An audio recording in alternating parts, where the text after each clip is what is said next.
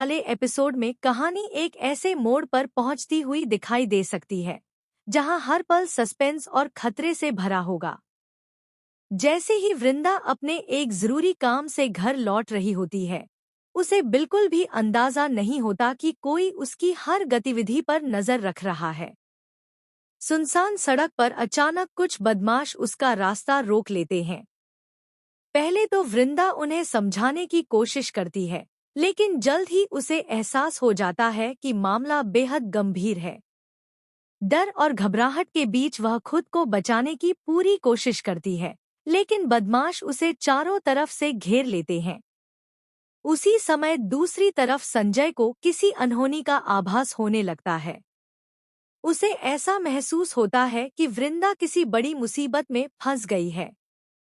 बिना एक पल की देरी किए वह उसकी तलाश में निकल पड़ता है। रास्ते भर उसके मन में एक ही सवाल घूमता रहता है, क्या वह समय रहते वृंदा तक पहुंच पाएगा या फिर बहुत देर हो जाएगी। इधर वृंदा लगातार हिम्मत दिखाती है।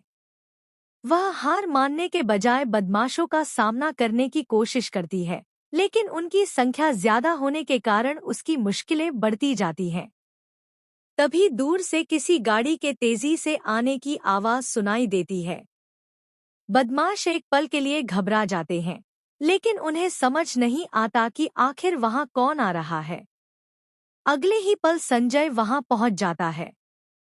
वृंदा को खतरे में देखकर उसका गुस्सा सातवें आसमान पर पहुंच जाता है। वह बिना डरे बदमाशों का सामना करता है और वृंदा को बचाने के लिए पूरी ताकत लगा देता है।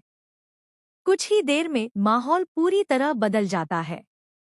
बदमाश समझ जाते हैं कि अब उनका सामना किसी ऐसे इंसान से है जो किसी भी कीमत पर पीछे हटने वाला नहीं है। इस पूरे घटनाक्रम के दौरान वृंदा की आंखों में डर के साथ साथ संजय के लिए भरोसा भी साफ दिखाई देता है। जब संजय उसे सुरक्षित अपने पास ले आता है, तो दोनों कुछ पल के लिए एक दूसरे को देखते रह जाते हैं। बिना कुछ कहे भी उनके बीच बहुत कुछ बयां हो जाता है। लेकिन क्या यह घटना उनके रिश्ते को और मजबूत बनाएगी या इसके पीछे कोई और गहरी साजिश छिपी है?